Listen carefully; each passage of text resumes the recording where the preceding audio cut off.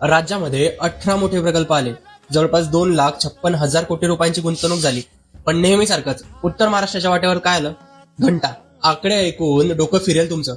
सरकारने महाराष्ट्रामध्ये गुंतवणुकीचा पाऊस पाडलाय, पण उत्तर महाराष्ट्रात मात्र दुष्काळ आहे. जिल्ह्यामध्ये 3 मंत्री आणि एक केंद्रीय मंत्री असून सुद्धा जर आपल्या पदरामध्ये एकही मोठा प्रकल्प पडत नसेल तर हे नेते तिथे काय खुर्च्या उगवायला बसले का? गाव धुळे नंदुरबारचा सामान्य तरुण रोजगारासाठी मुंबई, पुणे आणि गुजरातच्या पायऱ्या झिजवतोय का?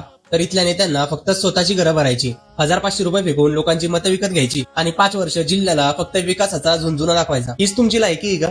काय उपयोग तुमच्या त्या मंत्रिपदाचा जर तुम्ही तुमच्या मातीसाठी एक साधी मोठी कंपनी, एक मोठा प्रकल्प, एक मोठा IT हब आणू शकत नसाल? जळगाव, धुळे आणि नंदुरबारला महाराष्ट्राचा बिहार करून सोडले तुम्ही लोकांनी. आणि ज्या कार्यकर्त्यांना वाटतं ना की आमचा नेता खूप भारी आहे, त्यांनी सांगावं की 2.56 लाख कोटी रुपयांमधला एक साधा रुपया सुद्धा खानदेशामध्ये का आला नाही. आता वेळ आलीये या असल्या भ्रष्ट नेत्यांना जाब विचारण्याची. तुमचा पक्ष, जात आणि धर्म बाजूला ठेवा आणि आपल्या सर्वांचा हक्काचा विकास या नेत्यांकडे मागा. आणि कमेंटमध्ये नक्की सांगा की खानदेशावरती होणाऱ्या या अन्यायाला कोण जबाबदार आहे. कमेंटमध्ये त्या नेत्यांची नावं नक्की लिहा आणि ही रील प्रत्येक खानदेशातील तरुणापर्यंत नक्की शेअर करा. जय महाराष्ट्र, जय खानदेश.